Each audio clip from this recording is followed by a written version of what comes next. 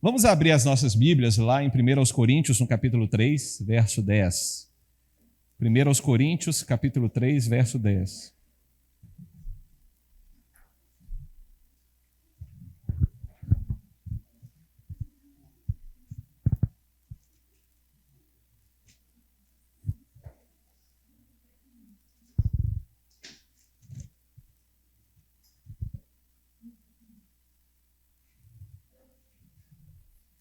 Todos encontraram? 1 Coríntios, capítulo 3, 10. Diz assim a palavra do Senhor. A versão que está ali é igual à minha versão, então quem quiser acompanhar por lá, você vai conseguir ter um pouquinho mais de proximidade na leitura aí. Vamos lá. Pela graça que me foi dada, lancei o alicerce como um construtor competente. E agora outros estão construindo sobre ele. Mas quem constrói sobre o alicerce precisa ter muito cuidado, pois ninguém pode lançar outro alicerce além daquele que já foi posto, isto é, Jesus Cristo. Amém? Vou ler o verso 11 de novo, porque ele é muito poderoso. Pois ninguém pode lançar outro alicerce além daquele que já foi posto, isto é, Jesus Cristo. Vamos orar. Muito obrigado, Senhor, pela Tua palavra, que é vida. Obrigado, ó Pai, porque o Senhor tem trazido a nós, ó Deus, mensagens, reflexões, direto do Teu Santo Espírito, Pai. Peço que Ele me use aqui, que essa palavra seja conduzida por Ele, que eu seja uma ferramenta, um instrumento para levar esta palavra aos meus irmãos. Eu oro em nome de Jesus. Amém e amém. Amém, graças a Deus. Pessoal, existe um velho ditado, eu não sei nem se é ditado ou se é só uma frase que o pessoal fala por aí. Feito é melhor do que perfeito. Não sei, é ditado isso aí, gente? Os antigos podem me ajudar? Os antigos, né? Feito é melhor do que perfeito. Então a gente tem isso aqui na nossa reflexão de hoje, porque em muitos momentos e eu tenho esse problema, às vezes a gente tem uma busca pela perfeição, por uma perfeição que talvez seja muito difícil de ser alcançada, ou quase impossível, né? Diante dos recursos que a gente tem, e aí acaba entrando num problema grave, problema que atrasa muito a vida, que se chama procrastinação. Quantos já tiveram procrastinação aqui na vida? Sempre aquele ato de ficar adiando as coisas, esperando o momento ideal para que elas aconteçam. Eu mesmo com academia sou um procrastinador profissional. Eu fico esperando o momento perfeito do qual vou ter uma academia em casa. Você vê que é difícil, né? Aí eu tento fazer no chão e tal, mas eu falo que meu corpo está muito pesado para os meus braços na hora de fazer uma flexão, uma barra, coisa desse tipo, né? Aí eu tento pôr meu joelho, meu corpo fica muito pesado para o meu joelho. Misericórdia. Outro dia eu comprei uma balancinha dessas de chinesinha aí, de bioimpedância, né? O pessoal falou, nossa, esse trem é legal demais, você pesa lá, já sai tudo no celular. Aí eu pesei e saiu lá no celular, obeso. Eu falei, rapaz, vou jogar você fora, deve ter algum defeito. Eu estou falando sobre procrastinação, porque é uma coisa muito comum no nosso tempo, mas também existe um outro lado, daquela pessoa que não tem capricho nenhum para fazer as coisas, só faz, sem esmero, sem capricho, só faz, vai fazendo a toque de caixa, sem buscar uma melhoria, sem buscar um desenvolvimento, sem buscar um aprimoramento dentro daquilo que está fazendo. Então, a gente tem que tomar cuidado para não cair nesses dois extremos. A gente pode cair nessas duas situações que são muito ruins para o desenvolvimento e para o amadurecimento da nossa fé.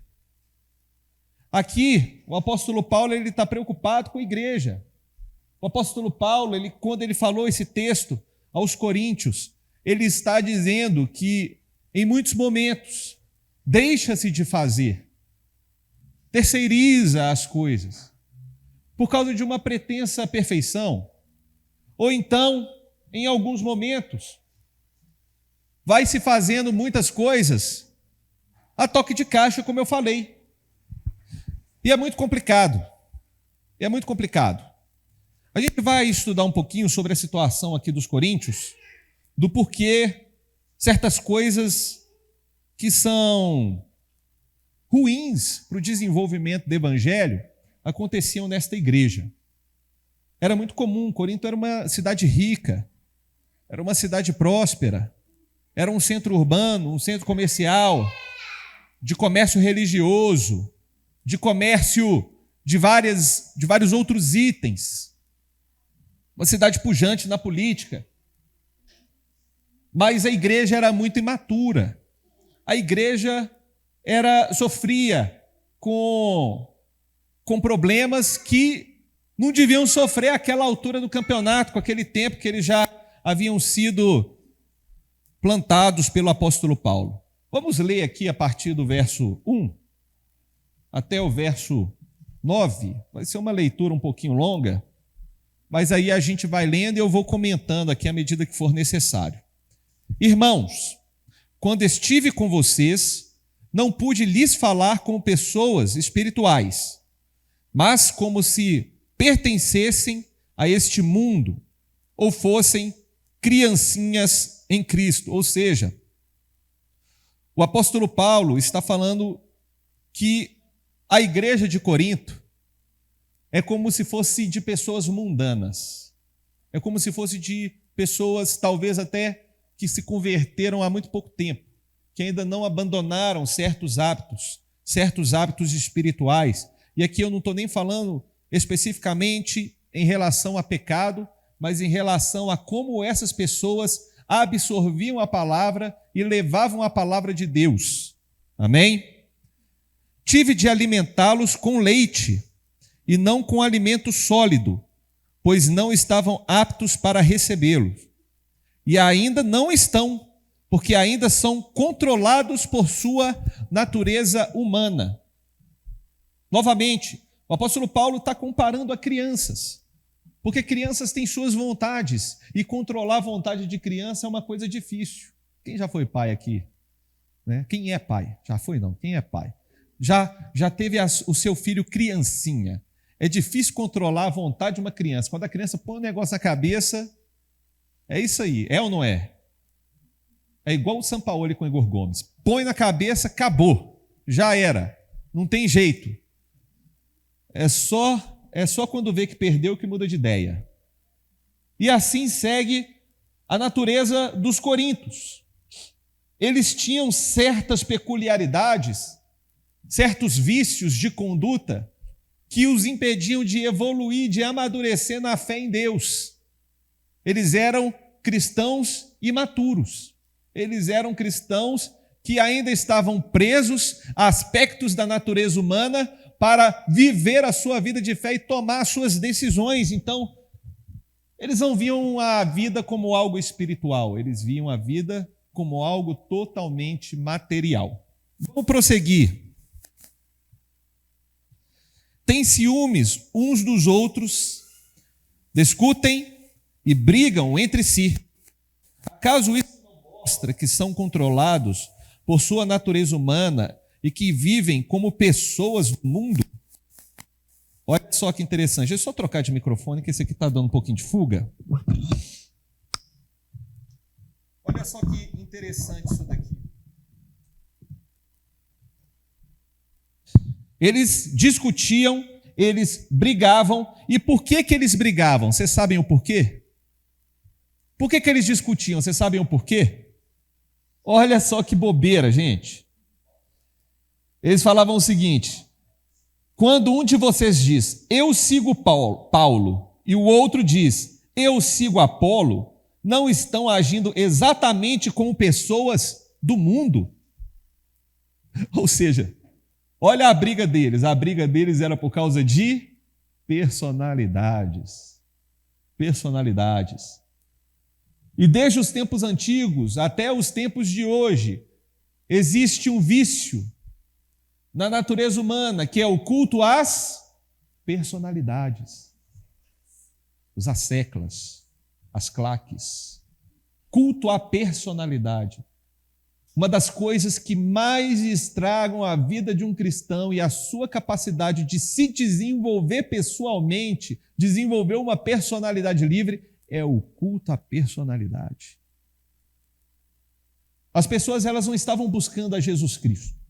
Elas estavam querendo ver quem que é mais bacana. Se era Paulo, se era Apolo. Alguns discutiam também sobre Pedro. Apolo era um homem que tinha uma eloquência maravilhosa, um homem de fé, um homem piedoso, um homem de Deus. E ele falava muito bem, ele argumentava muito bem, ele tinha muita eloquência, como dizem as Escrituras. Paulo já escrevia muito bem, mas no ao vivo ali, Paulo não emocionava tanto. Paulo era meio baixinho, não tinha aquela figura que impunha tanto respeito como Apolo tinha. Mas foi Paulo quem plantou a igreja. Então, enquanto uns ficavam emocionados com a postura elegante, com a postura eloquente de Apolo, outros gostavam de Paulo porque Paulo que plantou, Paulo que instruiu, Paulo que lançou o alicerce, ou seja, Paulo que pregou o evangelho para essas pessoas. E é muito doido isso, porque parece que é exatamente isso que acontece no nosso tempo. Parece que a gente vive mais cultuando personalidades, a gente vive mais compartilhando coisas que as pessoas falam e que muitas vezes não tem a ver com o evangelho, do que necessariamente buscando contribuir, fazer algo com capricho, com esmero, com alegria para a igreja de Cristo. A gente quase que terceiriza a nossa fé, a gente quase que terceiriza a nossa instrução e o nosso crescimento, e era algo muito parecido que acontecia com a igreja de Corinto. Verso 5. Afinal, quem é Paulo? Quem é Apolo? Somos apenas servos de Deus, por meio dos quais vocês vieram a crer. Cada um de nós fez o trabalho do qual o Senhor nos encarregou. Eu plantei e Apolo regou, mas quem fez crescer foi Deus. Não importa quem planta ou quem rega, mas sim Deus que faz crescer. Quem planta e quem rega trabalham para o mesmo fim, e ambos serão recompensados por seu árduo trabalho. Pois nós, como colaboradores de Deus, e vocês são lavouras de Deus e edifício de Deus. Então, algo muito importante aqui para a gente gravar. Muitas vezes, essa predileção e essa busca por cultuar as personalidades não vinham das próprias personalidades. Aqui a gente não vê nesse registro o apóstolo Paulo e Apolo arrogando para si o caráter ou a responsabilidade de serem personalidades para eles, de serem cultuados. Isso é algo exclusivamente da pessoa. Você vai perceber comigo, meu irmão, que boa parte das vezes em que nós entramos em discussões por causa de personalidades, não é porque a personalidade está trazendo para si essa predileção, mas é porque nós preferimos e nós defendemos com muito mais força os argumentos dela do que necessariamente nos empenhando em entender a profundidade do Evangelho. A gente, às vezes, não compartilha o Evangelho de Cristo. Às vezes a gente entra em brigas desnecessárias por causa de personalidades, ideologias, de coisas que vieram muito posteriormente na história e que podem ser importantes para a formação da nossa sociedade, para a nossa convivência. Ética, moral são coisas importantes. Mas a ética construída a partir da palavra de Deus tem muito mais eficácia do que a ética construída a partir da filosofia deste mundo. Então o apóstolo Paulo está mostrando que eles são pessoas que são servos do Deus Altíssimo. O apóstolo Paulo plantou a igreja de Corinto. Ele veio, lançou os alicerces. Ou seja, talvez ele usou algumas metáforas aqui, ele dá uma misturada lá com o mundo agrícola e com o mundo da construção civil. O mundo agrícola, ele lançou as sementes, mas quem que regou? Apolo. O apóstolo Paulo plantou, lançou os fundamentos, a sã doutrina. Apolo vinha e dava esse suporte de crescimento e de aprimoramento. Só que ao invés da igreja amadurecer e crescer e se tornar cada vez mais eficiente em sua obra de servir a Cristo, não, eles ficavam brigando para ver quem que era melhor. Ou seja, eles tinham tudo para amadurecer, mas não amadureceram. E é um dos grandes problemas que eu vejo na nossa nação. A nossa nação busca sempre terceirizar as responsabilidades, mas vive afundadas em problemas éticos e morais. Esses dias eu estava conversando com meu pai, a gente estava conversando sobre política, e ele falou: Lucas, como é que é esse negócio? O que você pensa? Eu falei: pai, eu, Lucas, não tenho mais esperança na política. Eu não sei se é porque eu já trabalhei com isso daí, principalmente em marketing político, e eu sei como é que o bicho pega, como é que a coisa funciona. Gente, bobo é quem briga, bobo é quem briga, porque todos têm ligações uns com os outros. Todos são corruptos, da esquerda à direita, todos têm um Ciro Nogueira que é amiguinho deles. De todos tem, não adianta você defendê-los. Todos têm, todos estão envolvidos até aqui com corrupções, todos. Não adianta. Se eu contar as coisas que eu já vi falar sobre Brasília, de ter inclusive até motel debaixo do Senado, que é pior o nível de baixaria que rola lá, de prostituição, do que existe em Hollywood, do que existe com jogadores de futebol, vocês não têm ideia. Às vezes a gente entra num parafuso bobo e nada vai mudar. Mas por que nada vai mudar? É por causa dos políticos? Não. Os políticos fazem parte disso, porque os políticos eles potencializam uma ferida que a gente tem de ética e moral totalmente decaída. O Brasil é como se fosse a igreja de Corinto.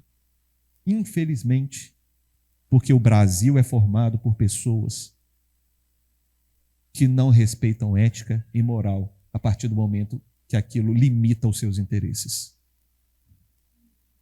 E o que o apóstolo Paulo está mostrando aqui?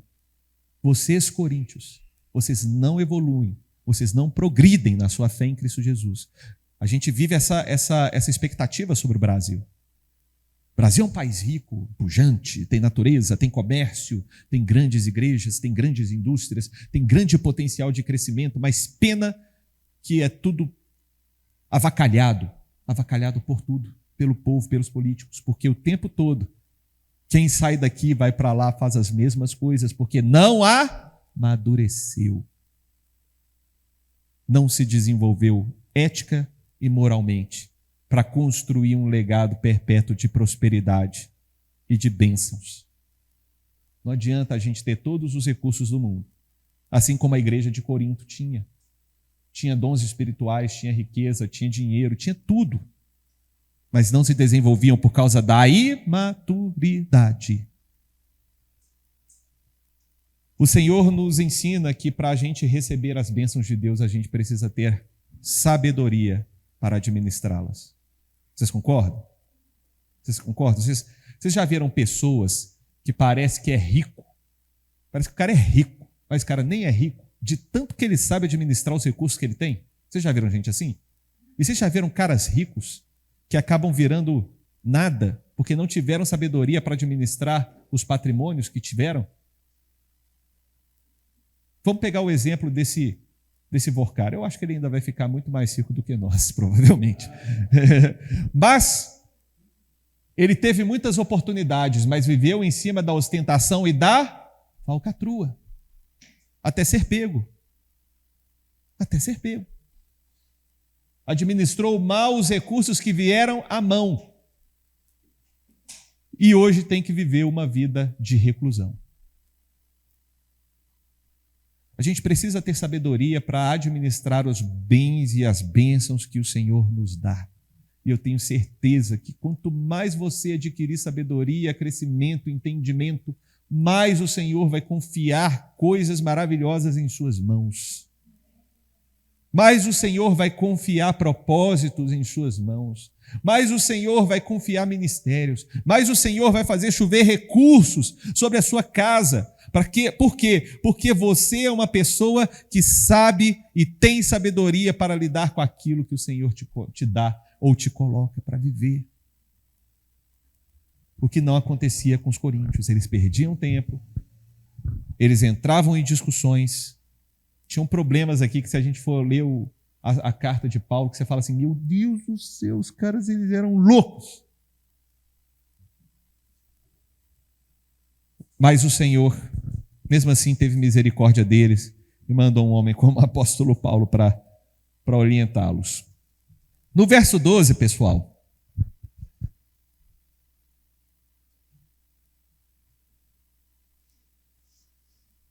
verso 12,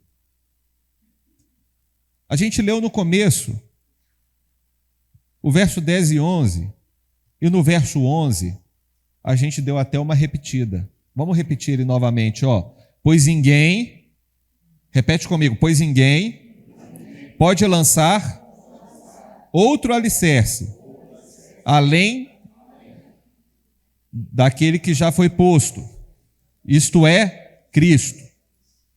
Ou seja, não existe outro alicerce que vai segurar, que vai sustentar a nossa construção. No verso 12, diz o seguinte, aqui o apóstolo Paulo já está entrando na qualidade da sua construção.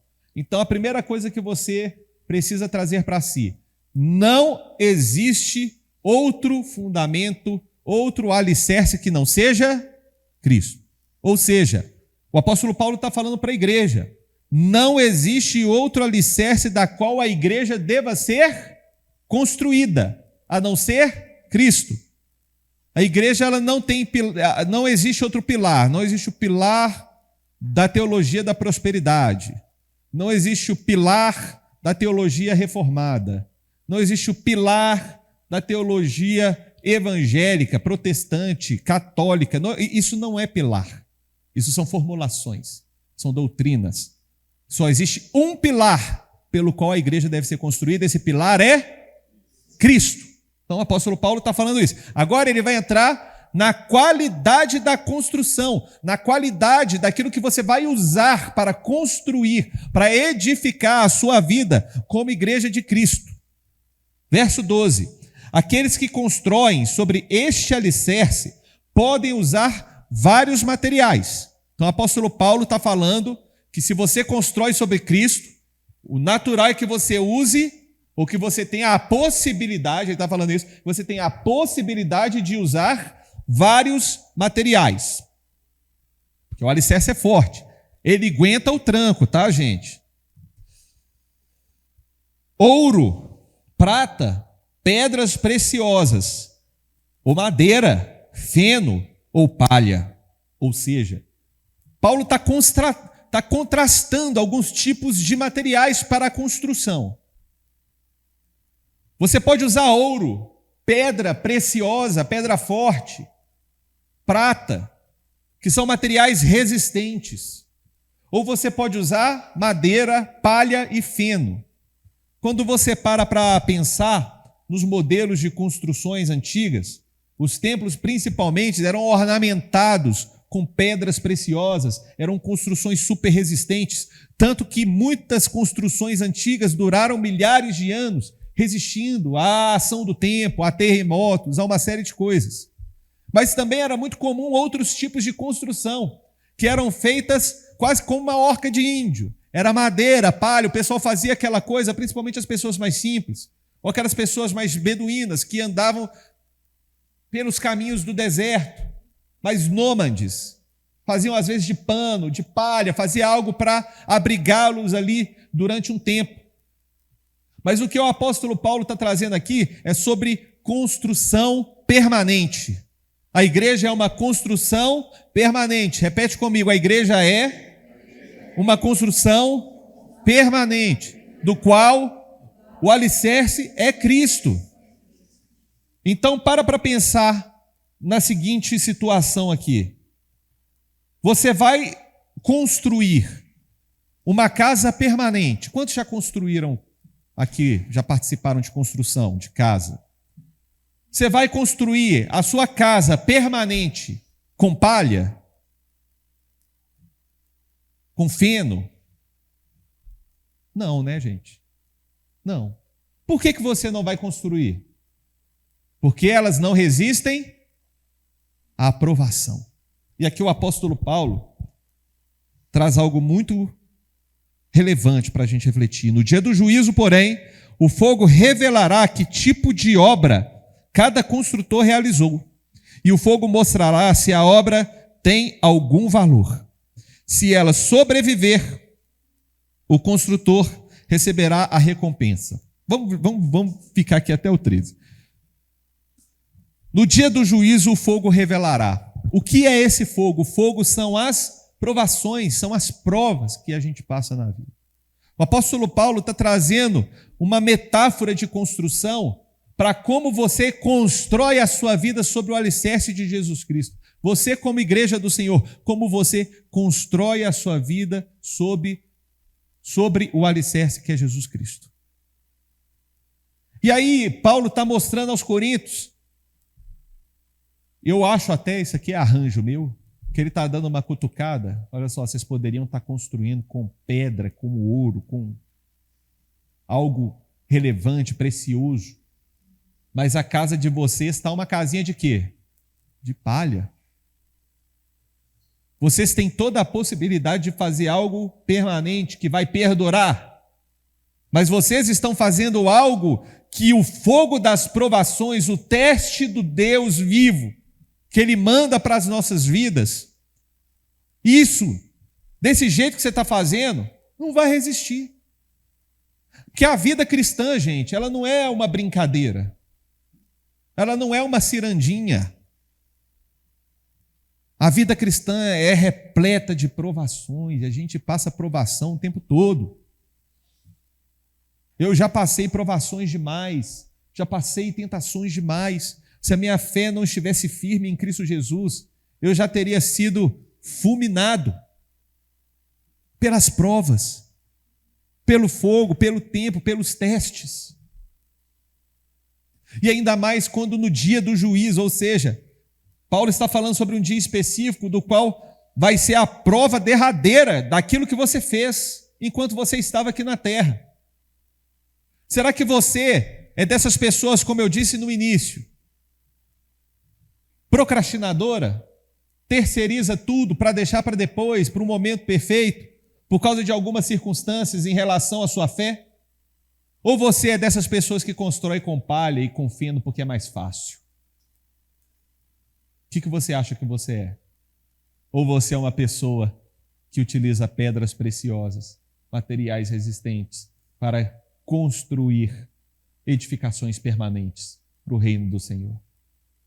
É importante refletir sobre isso, porque Paulo está falando que um dia específico, o fogo vai vir e vai provar.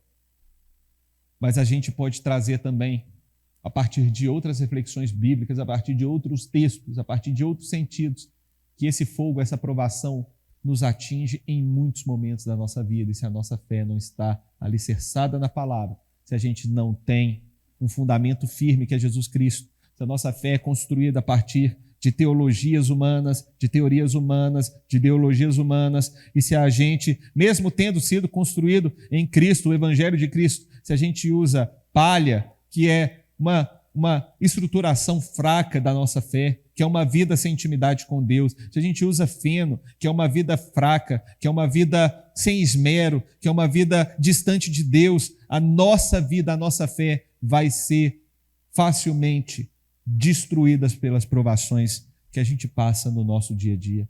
Então é muito importante, meus irmãos e minhas irmãs, a gente refletir sobre como a gente tem feito e como a gente tem alicerçado a nossa fé. E o meu desejo aqui para a nossa igreja é que todos nós tenhamos elementos de sobra, ouro, prata, pedras preciosas. Sabe por quê? Com o fogo, a palha queima, a madeira queima, o feno queima. Mas o ouro é o quê? Purificado.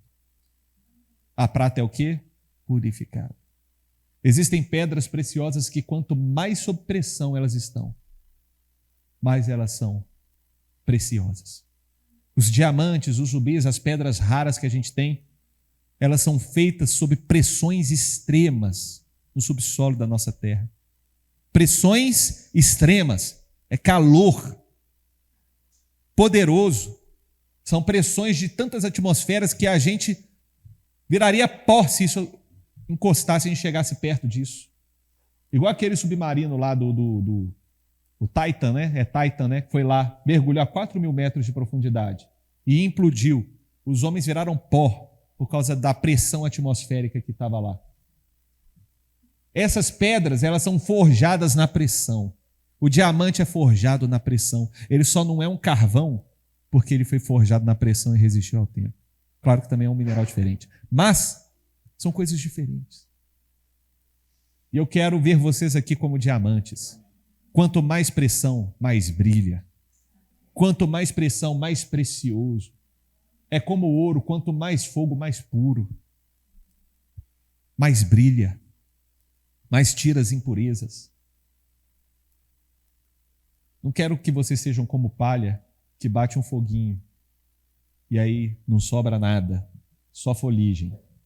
Para finalizar, verso 14. Se ela sobreviver, o construtor receberá uma recompensa. Se ela queimar, o construtor sofrerá grande prejuízo, mas será salvo como alguém que é resgatado pelo fogo. Aqui, gente, tem um verso de pura misericórdia do nosso Deus. Um verso de pura misericórdia. Porque olha só, se ela queimar, o construtor sofrerá prejuízo, ou seja, ele vai perder tudo aquilo que ele investiu, o tempo que ele investiu, mas ainda assim, pela misericórdia do Senhor, ele vai ser salvo.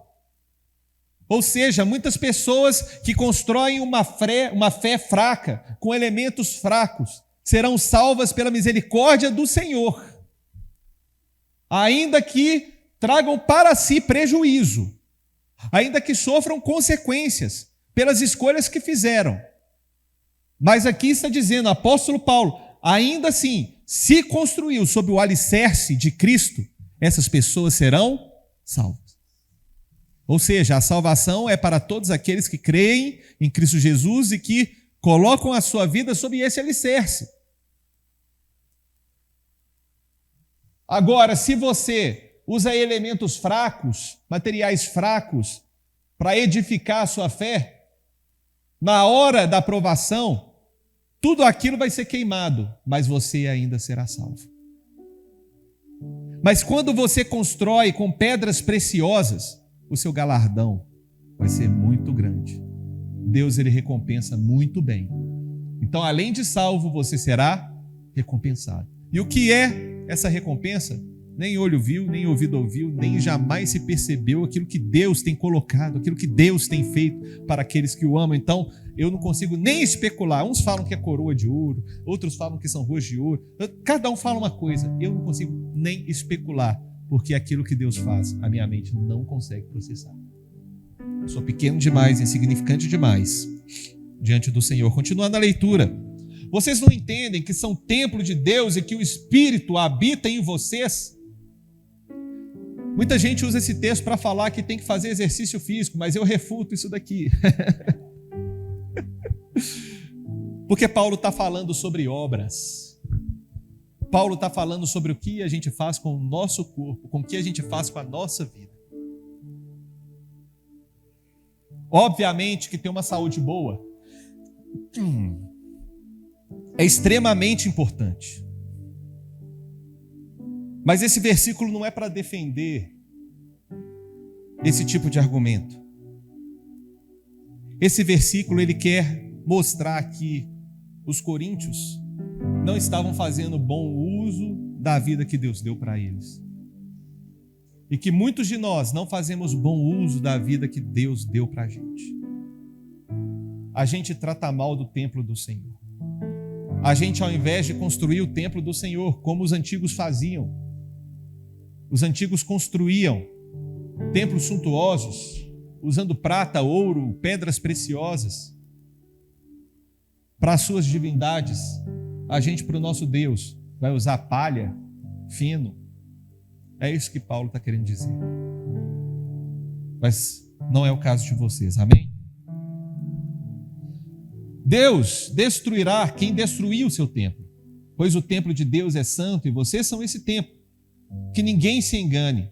Se algum de vocês pensa que é sábio, conforme os padrões dessa era, deve se tornar louco a fim de ser verdadeiramente sábio, ou seja, a filosofia desse mundo não garante a nossa salvação.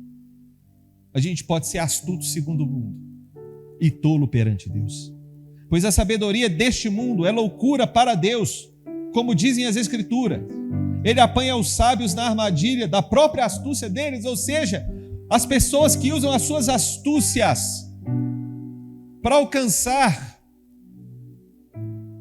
algo relacionado a Deus, para alcançar as benesses do Senhor, caem em suas próprias astúcias, porque não é dessa forma que Deus estabeleceu.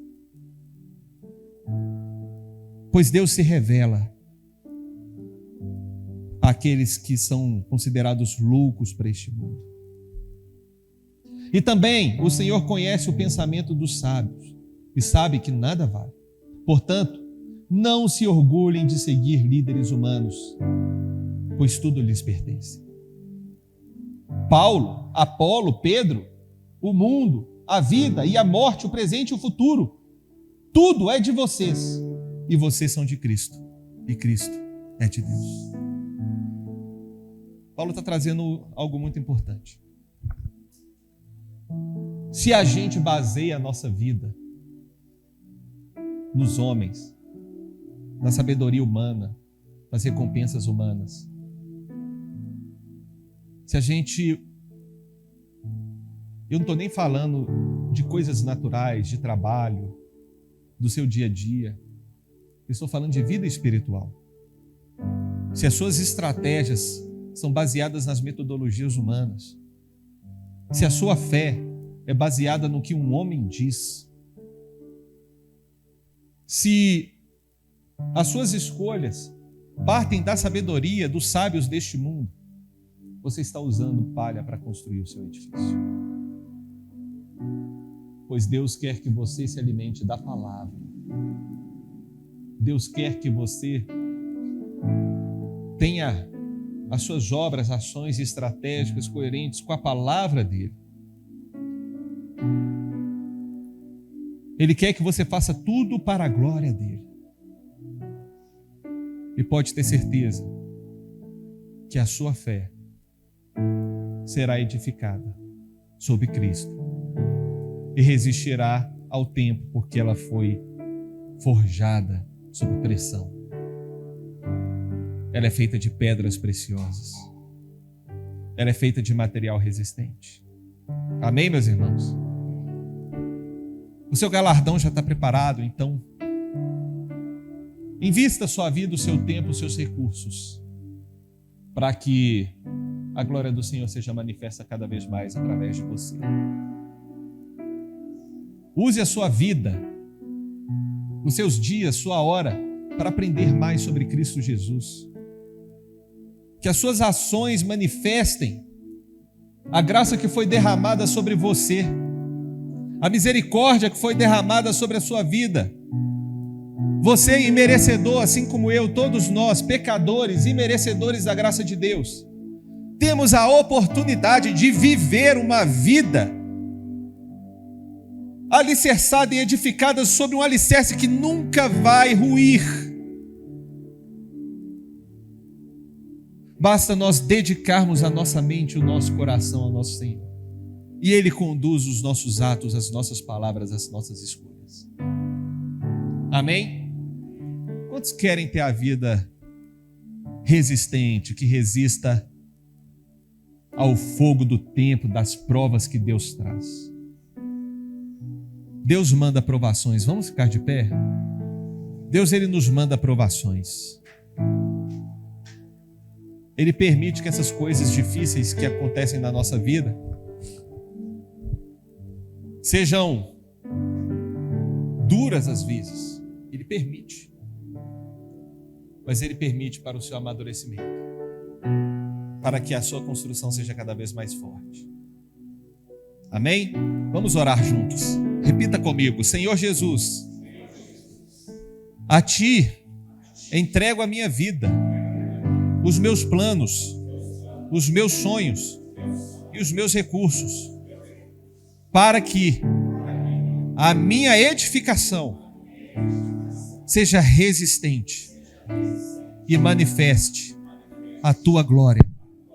Senhor, forneça-me a prata, o ouro, as pedras preciosas de que preciso para erguer a minha casa, o templo do Senhor, que é a minha fé em Cristo Jesus. Que as minhas ações possam manifestar o brilho de sua glória e que mais pessoas possam vir ao encontro dessa glória. Que, Pai, que nos momentos que essas pessoas chegarem até a mim, que elas enxerguem Cristo e não eu mesmo. Fala o seu nome, que elas enxerguem Cristo e não Lucas. Em nome de Jesus, entrego a minha vida como sacrifício puro, santo e agradável. Que a colheita venha, Senhor. Que muitas vidas possam se render ao Senhor através da minha vida. Em nome de Jesus. Amém. Amém. Aplauda ao Senhor. Ele é digno. Pai, muito obrigado porque nós estamos aqui. Eu peço a Ti, Senhor, para que nós possamos dedicar de fato a nossa vida a Ti. Leva-nos, ó Pai, de volta para casa em segurança. E que a gente possa, ao longo desta semana, Pai, refletir sobre essa meditação e agir para as nossas vidas. Que possamos construir, ó Pai, a nossa fé com pedras preciosas, com materiais resistentes. Se alguém aqui, Senhor, começou a construir a sua vida com palha, com feno, com madeiras fracas, ó Pai, eu oro e peço ao Senhor para que essa obra não prossiga e que essa pessoa possa receber do Senhor, ó Deus, a prata, o ouro, as pedras preciosas, para que suas casas sejam construídas com força, ó Pai, e que resistam ao tempo e às provações. Em nome de Jesus eu clamo a Ti. Que as obras e as ações que forem feitas por nós, ó Deus, reflitam a Tua glória e a Tua majestade. Que a gente, ó Deus, não seja negligente, preguiçoso e procrastine aquilo que já devíamos ter começado, ó Pai. Mas que nós também, ó Deus, não sejamos negligentes nessa construção, ao utilizarmos materiais que não resistiam, ó Pai. A termos trabalhos à toa, porque não nos esmeramos conforme deveríamos ter nos esmerado, Pai. Eu peço a Ti que o reino do Senhor seja prioridade na vida dos meus irmãos. Que estar em Tua casa, ó Deus, seja a prioridade. Que buscar a Ti seja prioridade. Que orar ao Senhor no secreto, no seu quarto, seja prioridade. Que seja a primeira coisa dos nossos dias, Senhor. Que seja buscar a Ti, buscar a Tua face, nos entregar ao Senhor de verdade, Pai. Em nome de Jesus eu oro. Amém. Amém. Que o amor de Deus o Pai, a maravilhosa graça de Cristo Filho e as doces consolações do Espírito Santo de Deus sejam presentes sobre a vida de cada um, em nome de Jesus. Amém e amém. Glória a Deus. Amém.